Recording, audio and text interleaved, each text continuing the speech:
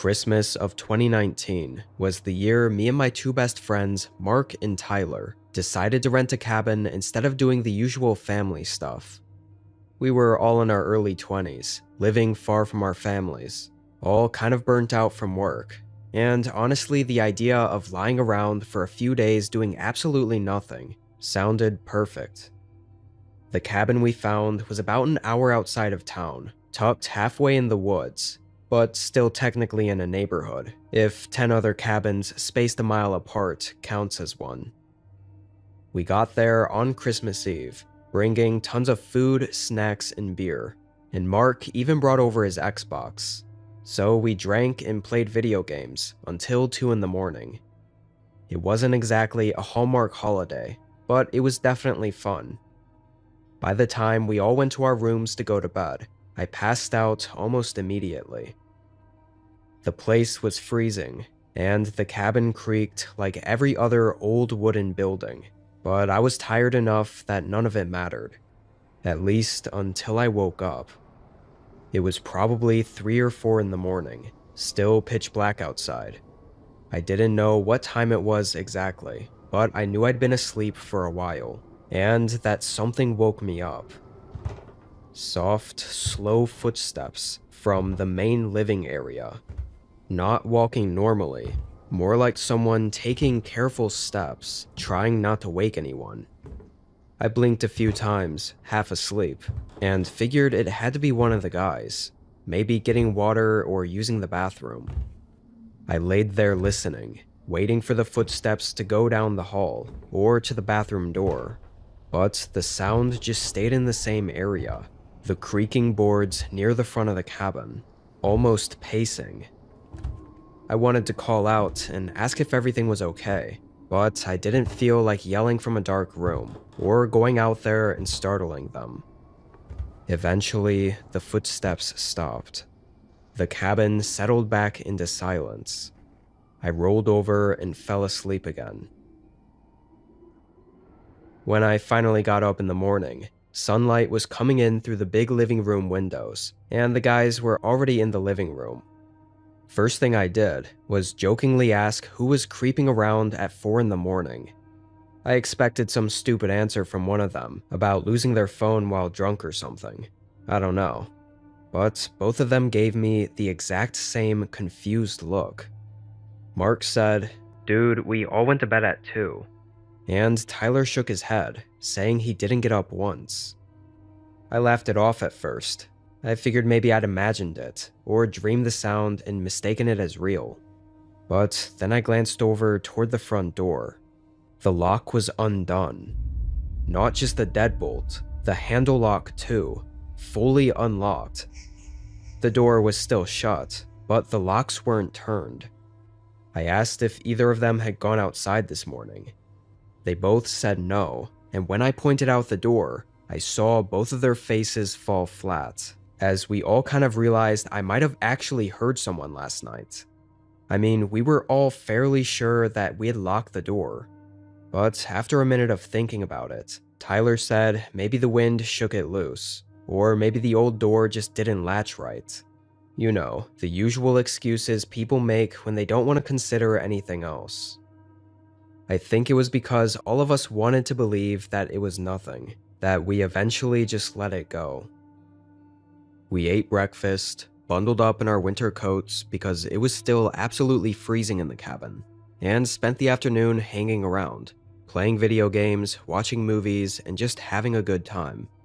We also handed out small crappy gifts we'd gotten each other for Christmas, and spent some time FaceTiming our families. It was snowing too much, and way too cold to spend any time outside, even though we all had wanted to go hiking while we were up at the cabin. Over the course of the day, the whole creaking and unlocked door incident faded into just an odd mystery. But as it got later, I guess I started to get a weird gut feeling. We were all in the living room, playing some dumb party game on the Xbox, laughing and yelling at each other. And every so often, I'd catch myself glancing toward the window. I hadn't noticed it much before, but now the blackness outside felt too close. like someone standing just a few feet back could watch us clearly, while we'd never see them. I knew during the day there were some trees just outside of that window, like literally 10 feet away, and yet it was too dark to even see that. I didn't want to mention the bad feeling I had because I didn't want to kill the mood, especially when I really didn't have a reason to feel the way I did. I never actually saw anything. Because we had stayed up so late last night, we only stayed up until around 12 a.m. when Mark decided to head to bed early. Me and Tyler stayed in the living room for another 30 minutes chatting before both also going to bed. I laid in bed awake for a while. Hard to tell the time just sitting there, but it felt like an hour-ish. There were no curtains or blinds, so the window next to my bed made me feel really uneasy. And then I heard it again. The soft, quiet footsteps at the front of the cabin in the living room. I sat up and listened as intently as I could. I knew this time that it wasn't one of my friends, because I would have heard them leave their rooms and walk down the hallway. So really, I was just listening to see if it was just the house creaking, or if it was actually a person. And after a while of listening, I was absolutely sure that what I was hearing were footsteps, and with whoever it was just pacing around the room, I finally decided to get up and maybe try confronting them. But as I walked over to the bedroom door, suddenly the footsteps moved from the living room to the hallway. They got closer and closer, walking all the way down, passing by my door, and going toward what I think was Mark's room. And then it was quiet. I didn't hear anything for several long seconds. I very quietly grabbed the door handle and pushed my door open just slightly enough to peek out into the hallway, not making a sound. I saw a large man, I mean like maybe 6'5" or taller, with long hair and a thick beard. He was standing still, facing Mark's bedroom door, and just standing there motionless in the dark. I didn't risk looking for too long and moved away, but left the door cracked open still because I didn't want it to make a click sound if I closed it. And at this point, I didn't know what to do. I froze up, unsure how to get us out of this situation. But just 20 seconds later, I heard a slight creak in the hallway, and before I could even react, my door was suddenly pushed open. The man stood in the doorway, staring at me with wide open eyes and an emotionless face. I yelled at the top of my lungs, and the dude didn't even flinch. Before I knew it, Mark and Tyler came running out of their rooms, and I couldn't see much, but Tyler immediately saw the guy and tried to stop him. But this dude was huge, and basically just slammed Tyler against the wall and threw him to the floor. And Mark was probably just frozen still after seeing that. But then the guy ran off, didn't try fighting all of us. He just took off out of the cabin and, from what we could tell, into the forest. We quickly locked up the place and called the police. It took over 20 minutes, and the whole time we were anticipating the man coming back. All of us were holding whatever temporary weapons we could find, like kitchen knives and the iron fireplace rod. But he didn't come back.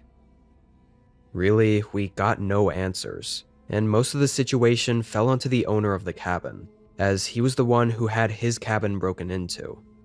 What that man wanted from us or from the cabin, we don't know. From our few theories though, the one that stands out to me is that he might have been there looking for the owner and not knowing it was a rental. It would explain him staring at me and seeing all of us and not really bothering with doing anything afterward. But again, it really is just a theory. He just as likely could have been there to harm us and just saw it was 3 people and decided to run. Whatever the case, we're all just glad it didn't come down to an all-out fight, because I genuinely don't know who would have won in the end.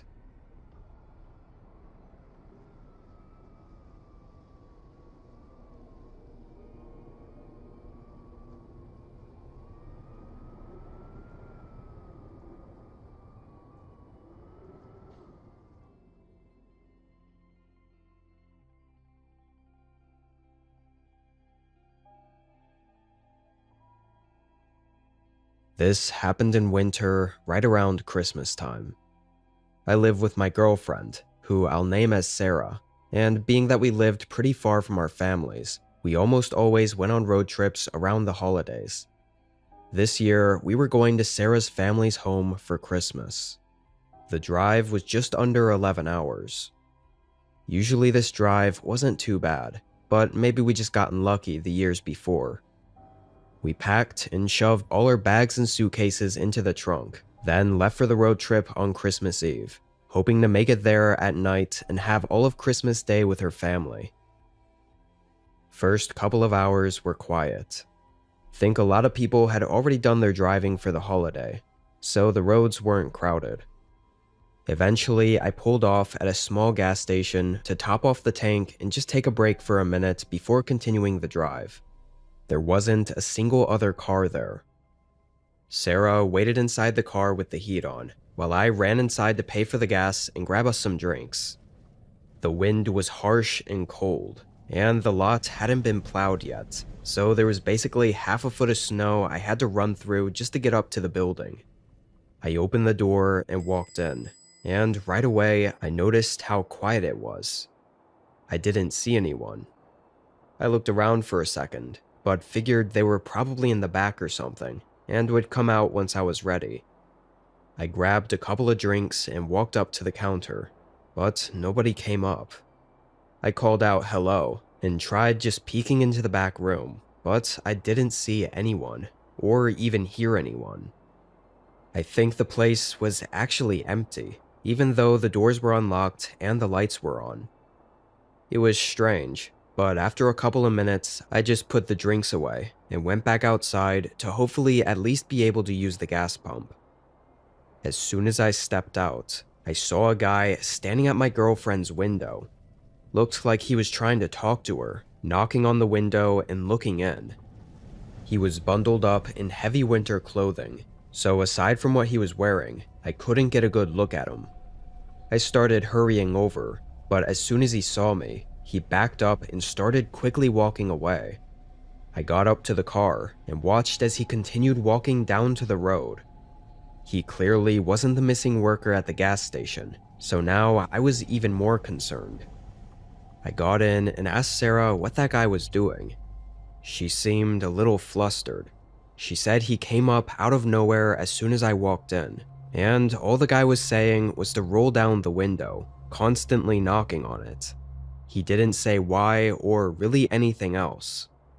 Obviously, she found it very creepy and had a bad feeling about it, so she kept the doors and windows locked and didn't respond to him. I didn't even bother staying. I turned on the car and drove out of there, hoping we'd reach another gas station along the way. That place just had an unnerving feeling to it, and neither of us wanted to be there a second longer.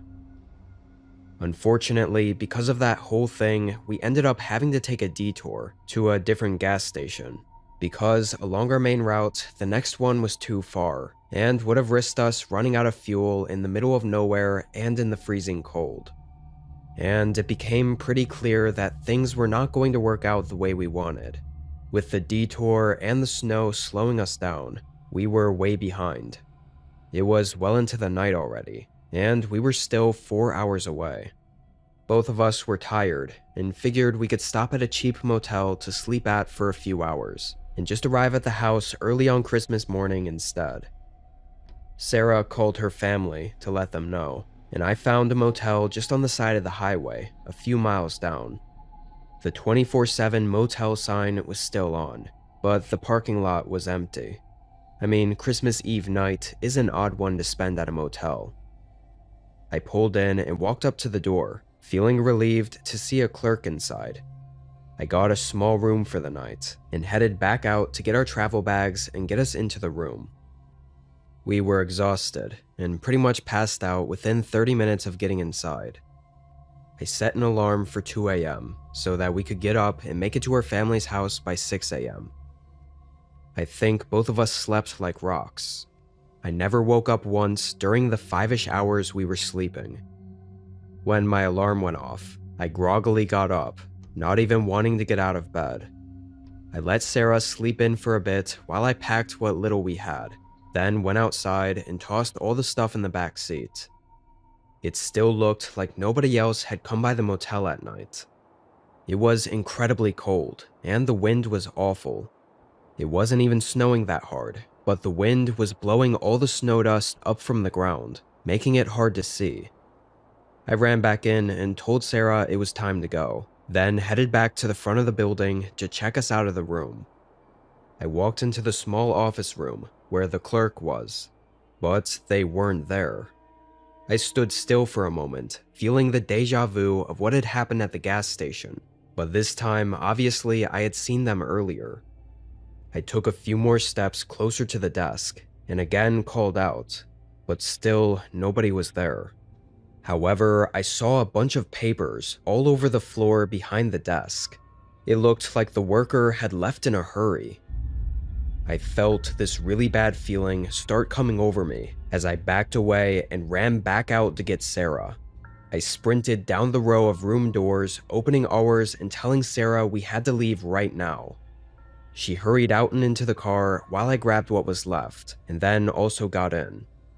I noticed my hands were shaking as I turned it on, and was just barely able to get the car going through the snow-covered parking lot. It was as I was pulling back onto the highway that I passed the side of the building and just caught sight of a man on the side of it. Even from that quick glimpse, I saw it was the same guy from the gas station, same winter coat and everything. Knowing something was definitely wrong, I got onto the highway and Sarah called 911. We met officers at a gas station 15 minutes away, and this is where it got a lot more disturbing and creepy. One of the officers brought up how impossible it was that the random guy could have been following us without us noticing. And sure enough, he found a tracker stuck right under the back wheel well on our car. The guy must have stuck it there when he went up to our car at the gas station. It took over an hour for separate officers to go to the gas station and the motel, and me and Sarah went pale when they reported back that both workers were confirmed missing. So obviously this guy that was following us had something to do with it. My guess is that he had done something to the worker at the gas station before we arrived, and then when I got there, maybe he thought I saw something that I shouldn't have. So he followed us to probably get rid of us too. Can't say for sure, because they never found the guy. Only evidence was a blurry image from a gas station CCTV camera. It definitely was the most unsettling way to spend our Christmas morning. And really, we were thinking about it for the entire holiday week, but ultimately, that seemed to be the end of it. After that week, we got no updates on anything. Unfortunately, I haven't heard anything back about either the gas station worker or the motel worker, so I think it's safe to assume they're both still missing, which makes it even more eerie to think that both me and Sarah could have been still missing as well, had we not gotten out of there.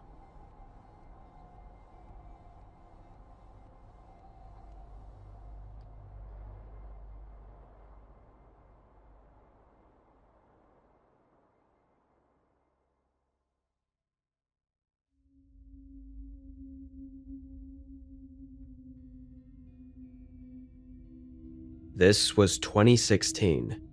Because of my work and where my family lived, and a bunch of scheduling things, this was one of the few times I spent Christmas alone.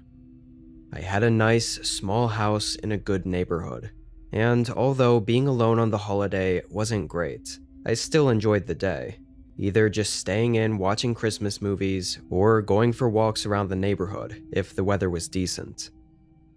That year, Christmas Day started calm. I woke up to quiet snow falling outside, not a full storm yet. I made coffee, put Home Alone on in the background, and ate breakfast on the couch. It was honestly kind of nice. Around noon, the snow started picking up a little, but nowhere near blizzard levels. I decided to go for a quick walk anyway, before it was too late. The neighborhood had the whole holiday feeling to it, with lights on the houses, wreaths on the door, and no cars on the road. Just a calm, empty, quiet neighborhood. I only saw one other person on the whole walk, a guy shoveling his driveway 2 streets over. Other than that, it was quiet. When I got home, though, the wind was starting to build, blowing snow in little spirals across the street. I figured the forecast had been right about the storm coming in the evening, but I didn't mind. I had food, blankets, and movies, so I was all set to stay in. The storm hit faster than expected. Around 5, it went from snowy to whiteout in under 30 minutes. The wind started shaking the windows. Not enough for me to worry, but enough to remind me that I probably shouldn't go outside again. And with all that noise outside, the house almost felt extra quiet. I made dinner and kept watching movies. By 8, though, the storm had gotten bad enough it was drowning out the TV. I could hear things thumping around outside, branches or maybe loose Christmas decorations. At the time, I didn't think too much of it. It was about an hour later, so around 9, when I heard the first knock. Not loud or frantic, just a single knock on the front door, sharp enough to cut through the wind and definitely be a knock, not a thump like I'd been hearing. I froze on the couch. No one ever came to my door on Christmas, and no one should have been out in that weather anyway.